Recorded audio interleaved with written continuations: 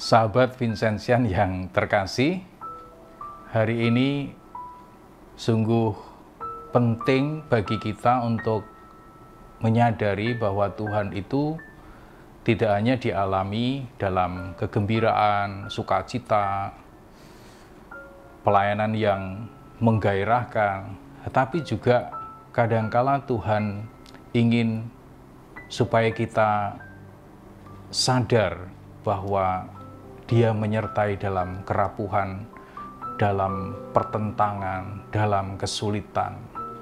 Itulah jiwa yang perlu kita harus miliki. Maka dalam kerapuhan, ketika kita di titik, di ambang nol, tidak berdaya, kita harus tetap setia. Sungguh luar biasa apa yang dikatakan Injil mengenai ibu dari Yesus. Sesungguhnya anak ini ditentukan untuk menjatuhkan atau membangkitkan banyak orang di Israel dan untuk menjadi suatu tanda yang menimbulkan perbantahan, dan suatu pedang akan menembus jiwamu sendiri.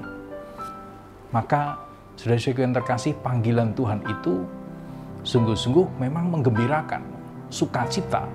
Tapi juga kadangkala kita menemui hal-hal yang menantang, rapuh, lemah, gagal. Nah, disitulah kita perlu belajar untuk menerima dengan ketaatan.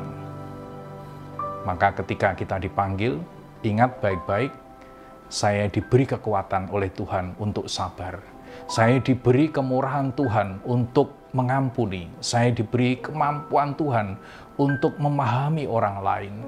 Ketika kita mengalami kesulitan, betapa berat perbantahan, tantangan itu, perhatikan bahwa Tuhan menopang kehidupan kita, menyangga kehidupan kita, sehingga kita tidak rapuh, tidak mengalami kesedihan. Kita tetap gembira karena Tuhan mengokohkan iman kita. Itulah yang perlu kita pelajari dari Injil hari ini. Maka dalam kerapuan, ketidakberdayaan, Tuhan berjanji kepada kita menyertai. Emmanuel artinya apa? Tuhan menyertai kita. Penyertaan Tuhan itulah yang membuat kita bisa bersabar, memahami orang, mendoakan orang. Mungkin kesulitan-kesulitan itu akan terus-menerus membuat kita tidak sabar.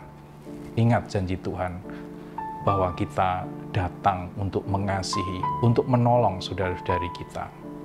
Jadi yang utama yang perlu kita harus mengerti mulai hari ini, ketika kita dipanggil, kita juga menemui kegembiraan. Tapi sekaligus jangan lupa kita juga menjumpai kesulitan, tantangan dan masalah.